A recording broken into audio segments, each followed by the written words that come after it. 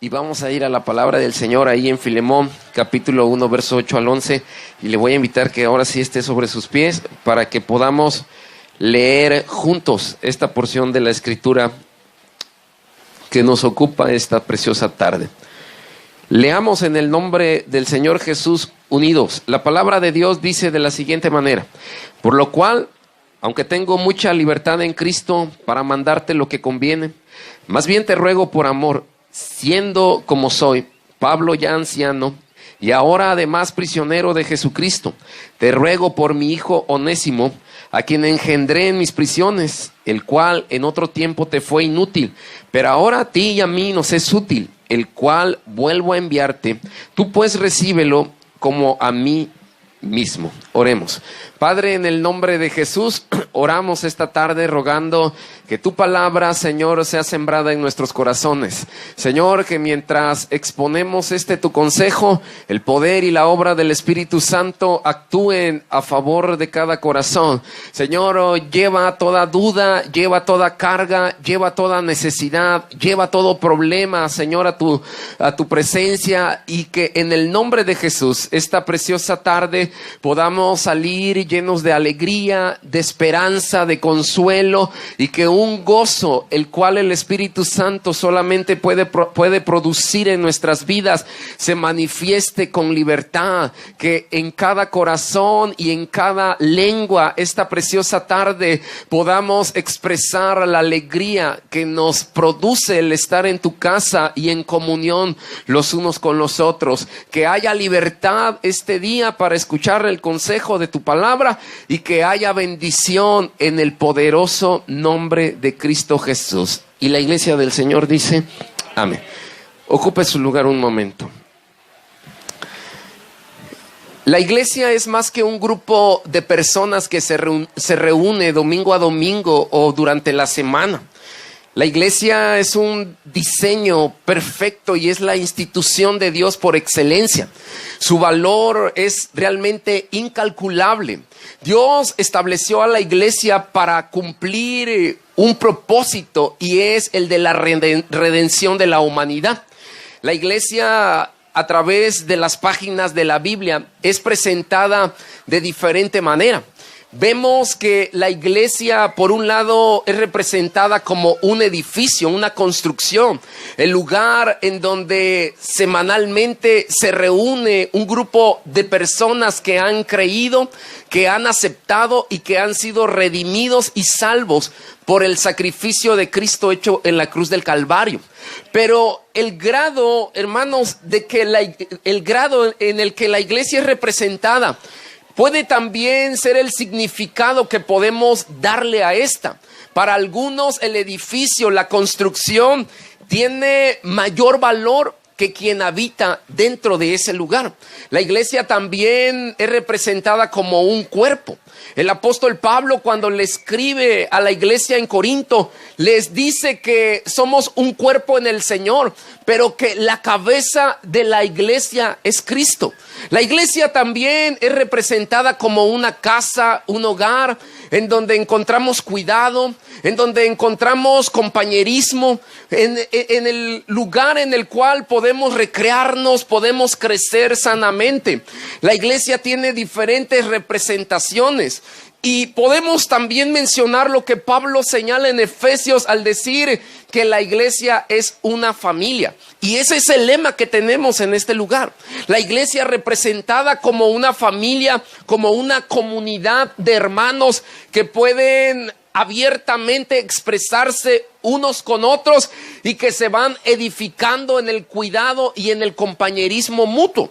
Sin embargo, aunque existen diferentes formas e ilustraciones bíblicas de representar a la iglesia, muchas veces no hemos encontrado un significado propio. No hemos entendido tal vez a cabalidad lo que la iglesia es para nuestra vida, lo que la iglesia debe representar y representa para cada creyente. La palabra de Dios, hermanos, nos enseña que los mensajeros de Él están precisamente habitando en la iglesia. Pablo dice en Filemón, el verso 8, que él ha encontrado mucha libertad en Cristo. Aunque la condición de Pablo mientras escribe esta carta no es la mejor. Pablo se encuentra tras las rejas, está en prisión. Sin embargo, él ha aprendido a vivir la libertad en el Señor. Podemos entonces saber que aunque tengamos cadenas de diferente índole, podemos experimentar la libertad en Cristo. No se trata de que si los mensajeros viven en libertad física o emocional. Se trata de que el evangelio y el mensaje de Dios realmente es un mensaje libre y que no puede estar condicionado a un lugar, a un espacio, y que tampoco puede ser encarcelado. El mensaje de Dios va más allá de las fronteras y de los límites. Pero vea, es también sabido de todos que dentro de las relaciones que se dan en la iglesia, y siempre que existan relaciones humanas, habrá problemas, habrá conflictos. Hay momentos en los que hacemos acusaciones sin sentido y sin fundamento alguno, o acusaciones que nos, hermanos, llevan a poner en los labios o en las acciones de otros sentimientos que estamos guardando dentro de nuestro corazón. La Biblia señala que en los pequeños detalles se encuentran las grandes bendiciones de Dios. Hay ocasiones, hay momentos en que dejamos a un lado, dejamos pasar los detalles, y los detalles son realmente importantes. Piense un momento en la construcción de una iglesia, de una casa, de un edificio. Ciertamente los cimientos son importantes, pero después de los cimientos, también los detalles ocupan un lugar significativo. Los detalles nos consumen, y poco a poco, mientras usted le invierte a un lugar, se da cuenta que los detalles son muchos. Y usted dice, ¿hasta cuándo voy a terminar? Ve una cosa, hace algo más, y comienza a usted a pensar que los detalles son realmente interminables. ¿Y qué quiero decir con todo esto? Bueno, los detalles en la comunión que tenemos los unos con los otros tienen y juegan un papel muy importante. Dentro y fuera de la comunidad tenemos que ser ejemplo para otros. Dentro de la vida de la iglesia hay convivencia, y en la convivencia naturalmente existirán problemas también.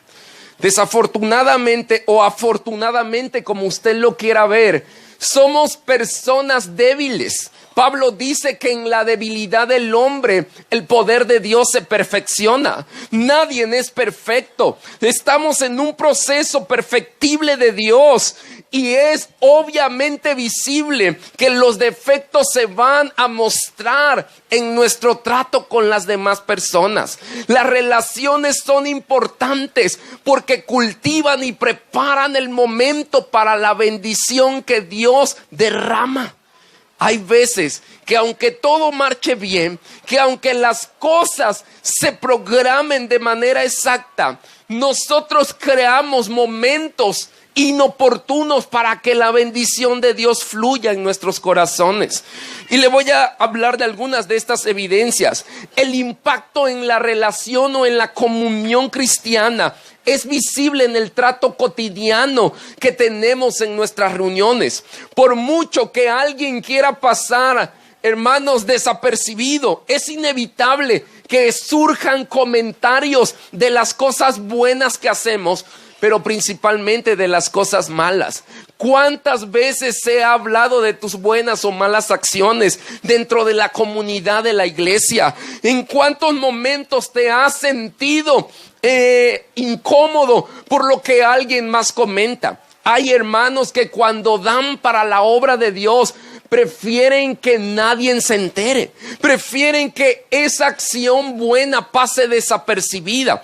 Hay quienes, al contrario de ello, cuando dan algo, quieren mostrar con alegría y con gozo, y quieren compartir de las bendiciones que Dios ha provisto para ellos y los suyos.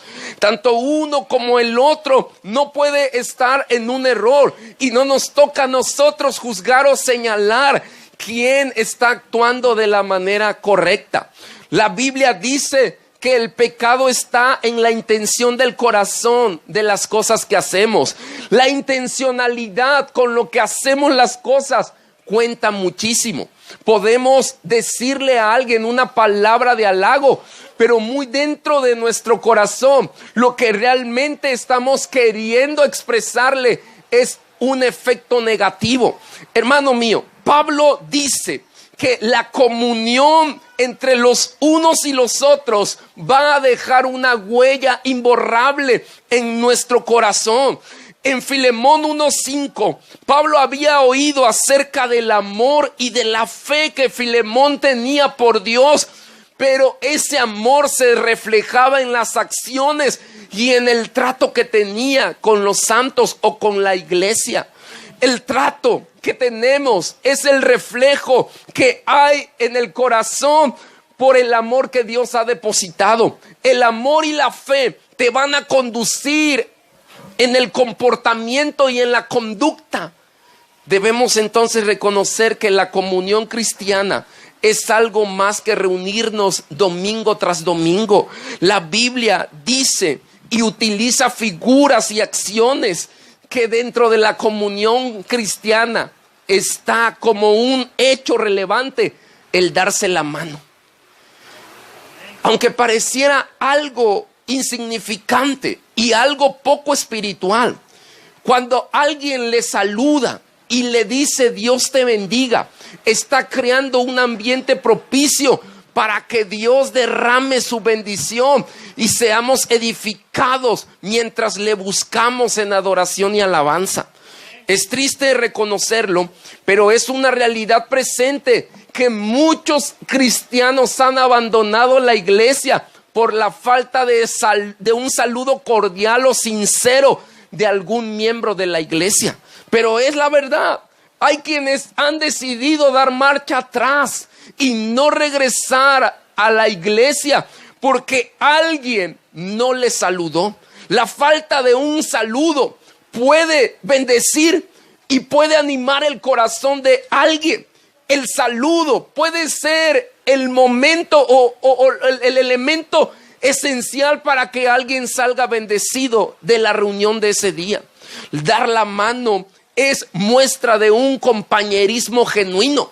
La comunión representada de acuerdo a las palabras de Gálatas nos muestra Pablo en el capítulo 2, verso 9, que cuando alguien estrecha la mano está mostrándose afable, compañero con los demás. El compañerismo es importante dentro de la vida de la iglesia.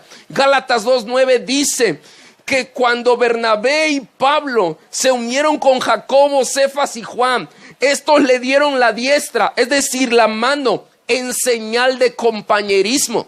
En otras palabras, lo que estos hombres estaban haciendo es reconocer la igualdad que Bernabé y Pablo tenían. Es decir, estamos al mismo nivel. Cuando nos saludamos, cuando estrechamos la mano, estamos teniendo una relación y estamos teniendo un lazo de unidad. Y ahí en la unidad el amor de Dios va a manifestarse. Muchas bendiciones las perdemos por la falta de un saludo. Y dentro de la comunidad, nuestro comportamiento debe ser ejemplar.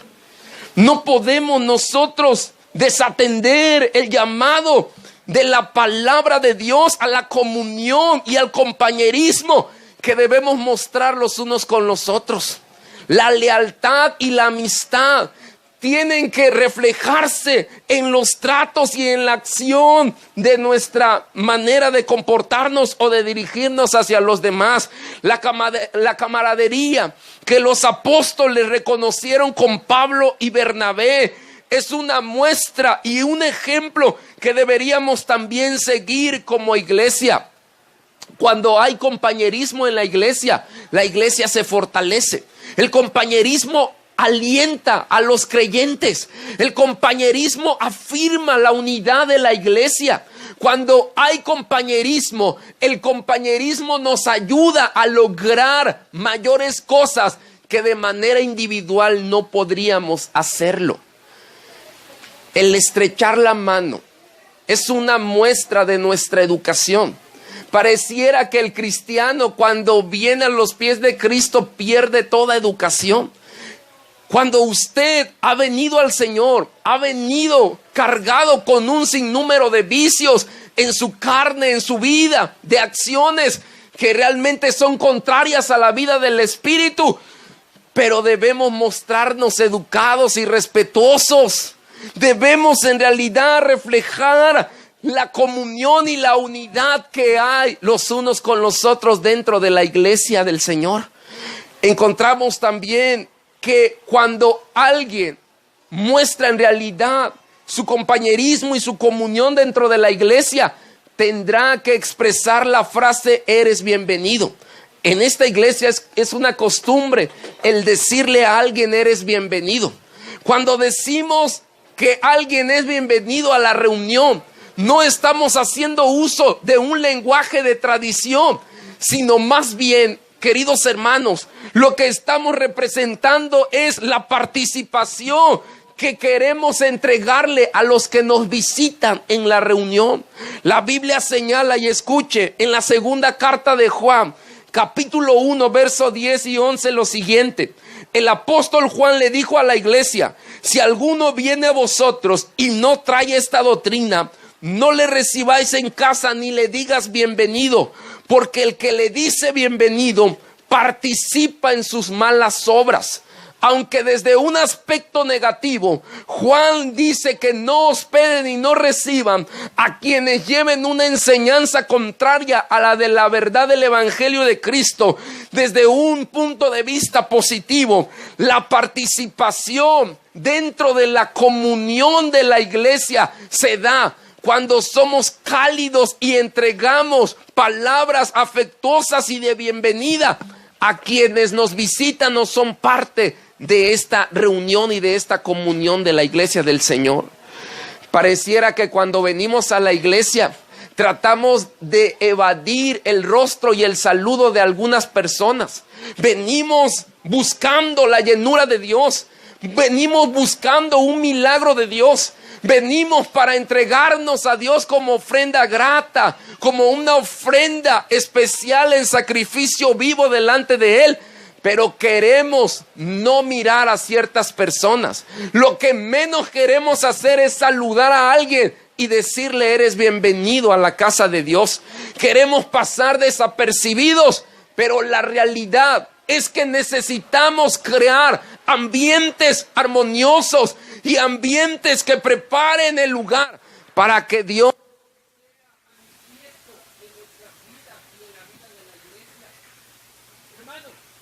debemos saber también que el compartir el mismo yugo es una evidencia de que en realidad somos parte de una misma comunión.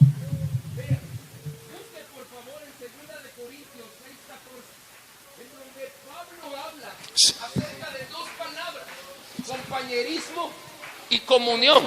Es un pasaje principalmente utilizado para exhortar a los jóvenes y alentarlos a que no se unan en yugo desigual. Y Pablo menciona que qué relación existe entre la luz y las tinieblas.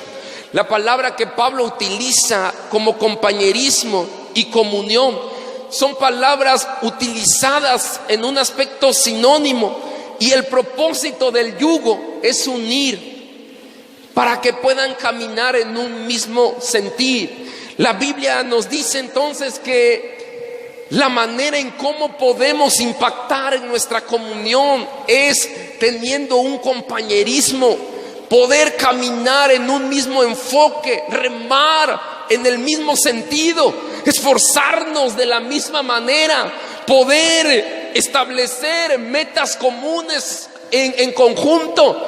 Tenemos que trabajar a la par. Tenemos que hacer las cosas, hermanos, con la misma pasión, el mismo deseo y con la misma visión clara. La Biblia nos ilustra y nos dice que cuando dos bueyes corrían y caminaban juntos, les ponían un yugo para que el surco que hacían lo hicieran derechito, parejito. Es la misma intencionalidad de Pablo al comunicarnos que dentro de la comunión de la iglesia es necesario que tengamos un mismo sentir y un mismo deseo en nuestro corazón. Pero sabe, muchas veces nuestros intereses, nuestras propias emociones, nuestros propios pensamientos nos separan de lo que el hermano o la hermana está pensando o está manifestando. Todo eso no crea un ambiente propicio para que Dios venga y se manifieste y derrame su gloria. Todo eso, en lugar de acercarnos a una relación íntima con Dios, todo ello nos aleja de lo que Dios quiere hacer y proveernos en nuestra vida. Debemos saber entonces que la comunión generará un impacto. Yo le pregunto, si usted viene a la iglesia, ¿cuál es el deseo de su corazón al venir? ¿Cuál es el propósito que traza y la expectativa que tiene cuando viene a la casa de Dios? ¿Será que dentro de la misma iglesia se produzcan divisiones y problemas tan complejos que lo llevan a separarse y alejarse de hermanos o hermanas dentro de esta misma comunidad? ¿Será que no es grato saludar a alguien, darle la bienvenida y estrechar su mano porque no piensa igual que usted, no siente lo mismo que usted siente o no le apasiona lo que a usted le está apasionando? Todo eso, en lugar de sumar para que Dios se manifieste con libertad, nos resta. Todo eso, en lugar de ayudarnos, es una barrera para el crecimiento y la madurez del cristiano. Todo eso, en lugar de avivarnos en el espíritu, mata el deseo y las ganas de buscar la presencia de Dios. Cuando viene a la casa de Dios, la falta de una bienvenida calurosa o de un saludo, o de no caminar bajo la misma visión y bajo el mismo yugo, le provee a usted argumentos o ideas necesarias para no buscar a Dios con el mismo deseo que lo estaba haciendo.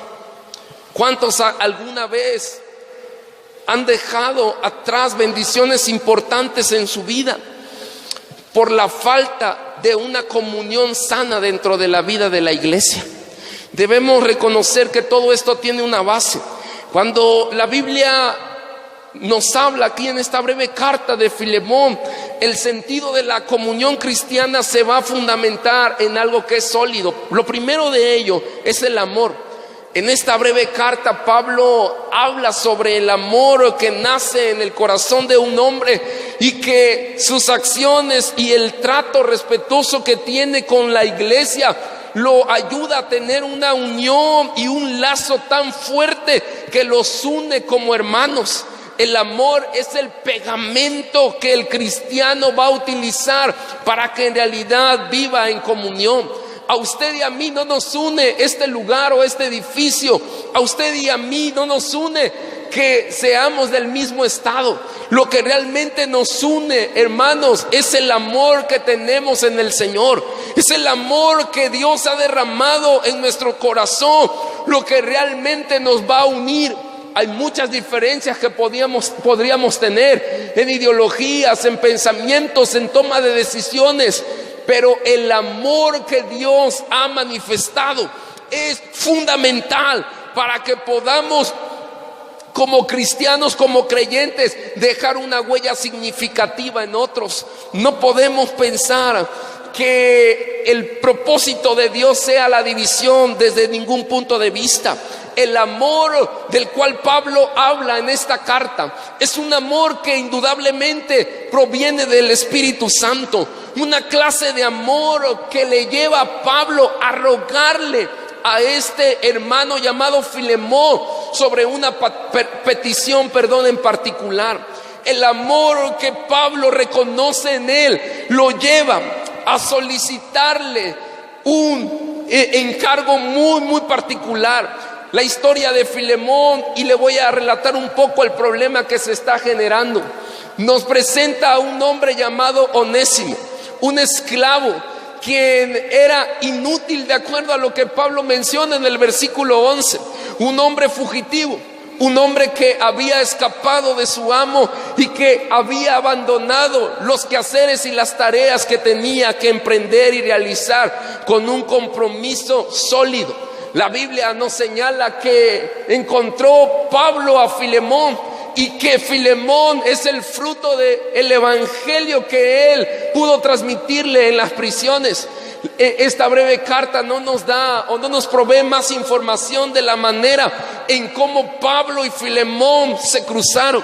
Lo significativo del asunto es que Dios traza los caminos de las personas.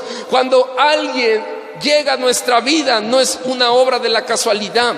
Es Dios quien traza los tiempos, los propósitos, las vidas, nos pone en lugares determinados y desde ahí es donde Dios opera para cumplir lo que Él ya ha determinado como un plan perfecto. Y desde ahí vemos que Onésimo recibe la enseñanza, la instrucción, el mensaje del corazón amoroso de Pablo. No era una petición sencilla, porque lo que Onésimo había hecho delante de su amo Filemón era un agravio social, una vergüenza pública. El hecho de que un esclavo se hubiese escapado de esa manera y que estuviese disfrutando de los bienes que seguramente se había robado, no era algo bien visto en los tiempos de Pablo. Y Pablo escribe y le dice: perdónalo, recíbelo como a mí. Recíbelo como si yo fuera Filemón. Yo ocupo el lugar de él. Y Pablo comienza a interceder. Una similitud con la oración intercesora de Cristo, que nos dice: no solamente ruego por ellos, sino también ruego por los que habrán de venir. Lo que vemos en la vida de Onésimo es la vida de un hombre que fracasó, un hombre que hizo las cosas mal. Pero el fracaso en una etapa de nuestra vida no necesariamente significa el fracaso de la totalidad en ella. Podemos fracasar 1, 2 o 3 veces, pero en Dios habrá nuevas oportunidades. En Dios habrá esperanza. El evangelio nos provee la esperanza necesaria para levantarnos en el nombre de Jesús y mirar hacia el frente y seguir caminando en su precioso nombre. Y esa base de amor que Pablo manifiesta es la misma que le permite a él escribirle de una manera responsable a Filemón y decirle: recibe a Onésimo, perdónalo. El vínculo del amor es perfecto. Lo que Pablo le estaba diciendo, en otras palabras, es: reconozco que Onésimo te ha fallado, que ha hecho cosas desagradables, que era un inútil, que era alguien que estaba ahí contigo, pero defraudó tu confianza, hizo las cosas mal.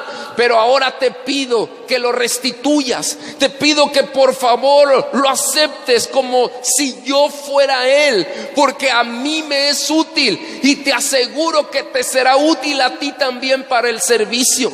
Lo que le estaba diciendo es: reconozco que hay muchas cosas por las cuales tienes que actuar en contra de este hombre, pero reconozco también que en tu corazón hay un gran amor, un amor que te puede llevar a perdonarlo.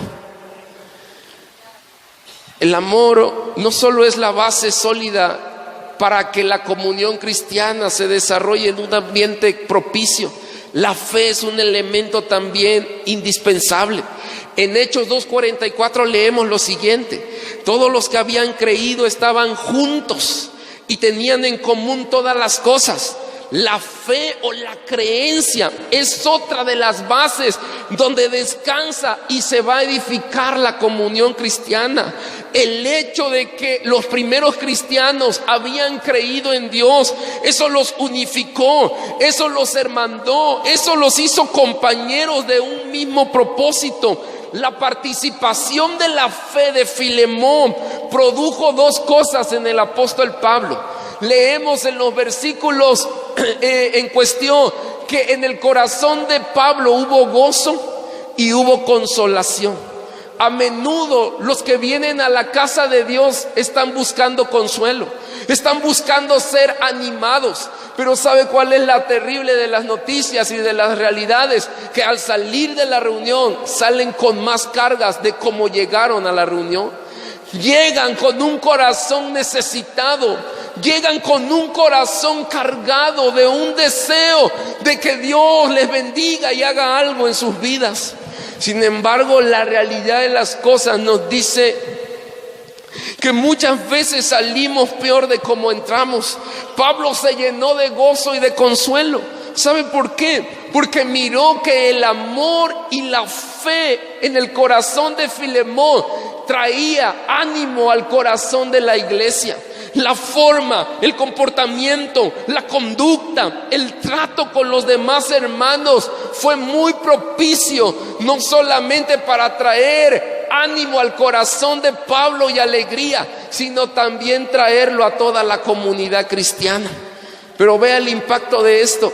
Pablo se encuentra en medio de prisión, en medio de la prisión. Pablo se encuentra en un momento que probablemente ninguno de nosotros quisiéramos experimentar. No era el mejor momento en el cual Pablo estaba escribiendo esta carta para su amigo, hermano, y no solamente hijo, amigo y hermano, sino hijo espiritual.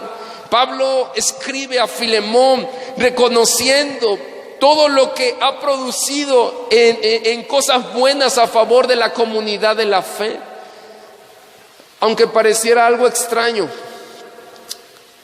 nuestra actitud frente al trato con los demás hermanos en la iglesia puede abrir las puertas y la bendición que Dios quiere derramar o manifestar a nuestro corazón.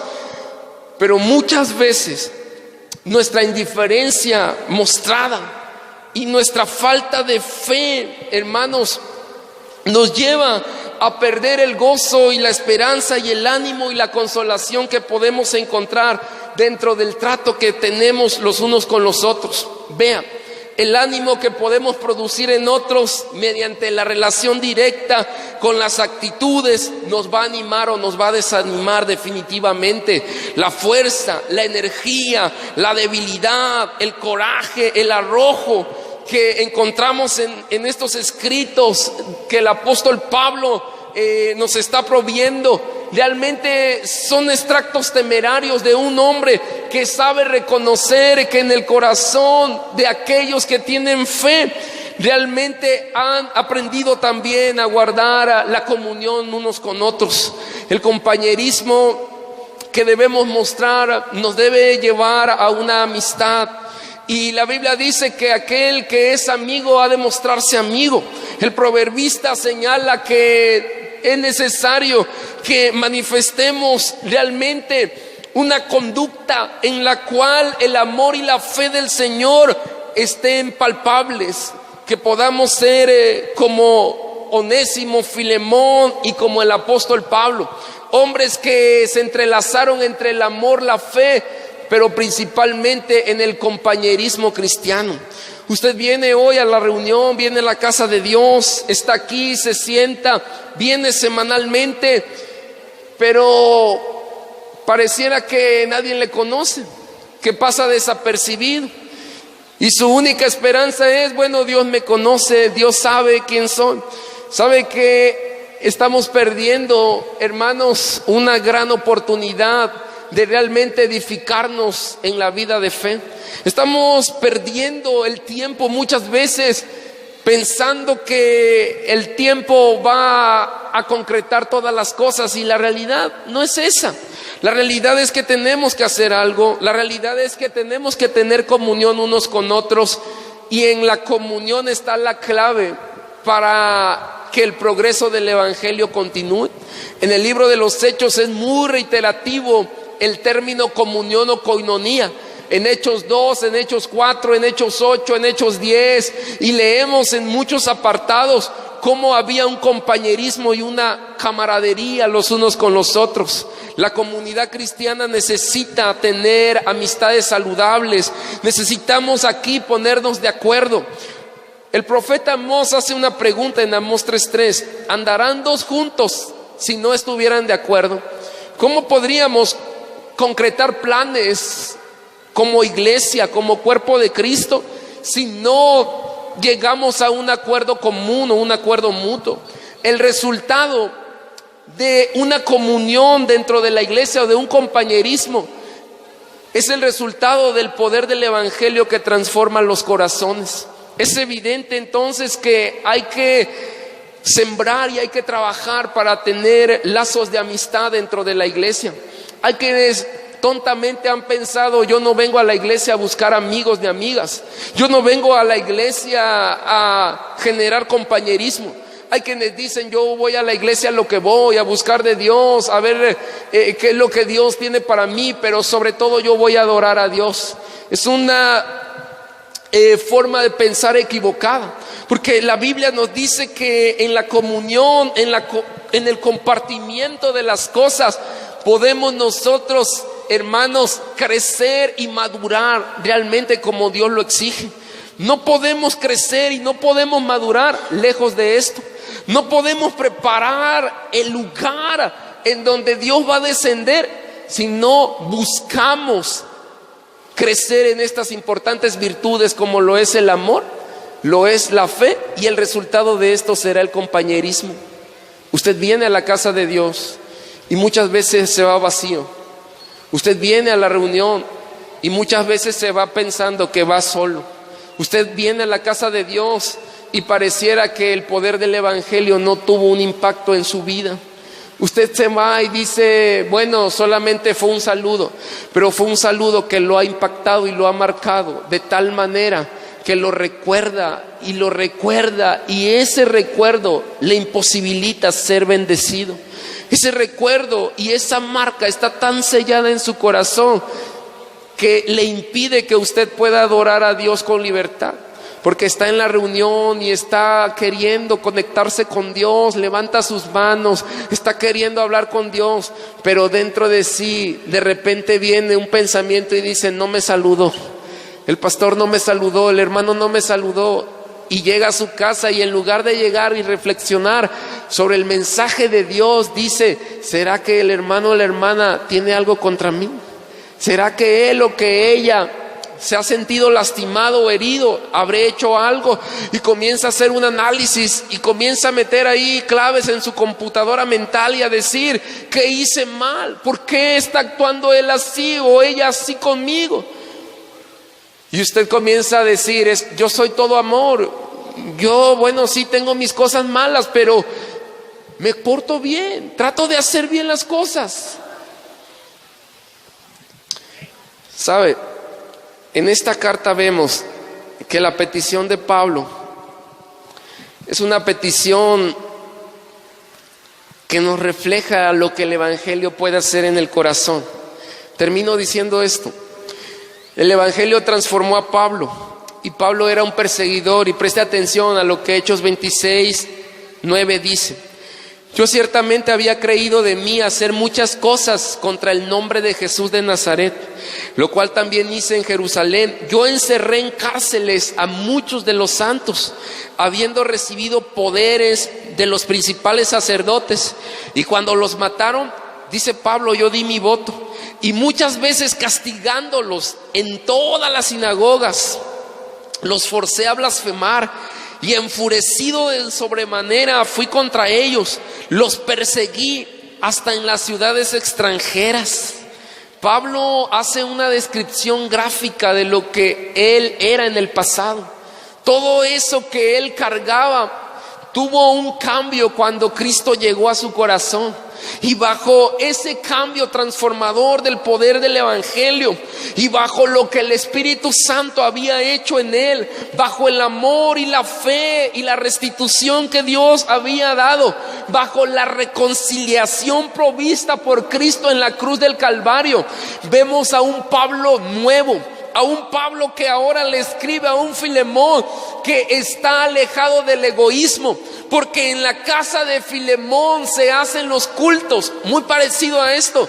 Ahí en la carta Pablo dice que Filemón recibe a la iglesia que está albergando él, y él es el pastor de la iglesia, y ahí él muestra el beneficio a la comunidad. Ahí él los perdona, los restaura, los ama.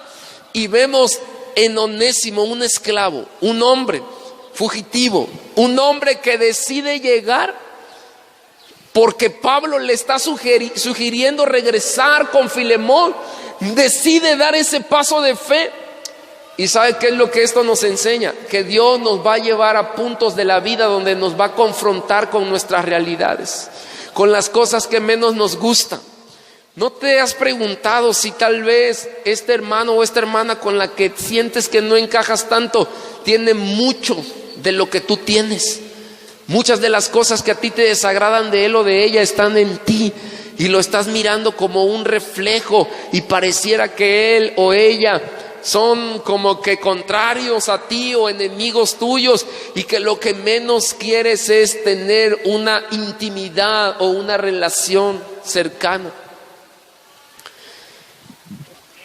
Amada iglesia, Dios nos recuerda 3 cosas hoy: ama, ten fe y reconcíliate. Si en realidad queremos ver un cambio acá, comienza a ejercer estas importantes virtudes de una vida cristiana que van a impactar no solamente a esta comunidad, sino a la comunidad de allá afuera. No salgas desanimado hoy, no salgas debilitado, no salgas pensando en que tú vienes a lo que vienes y olvidándote de lo demás. Busca lo que Dios quiere que busquemos.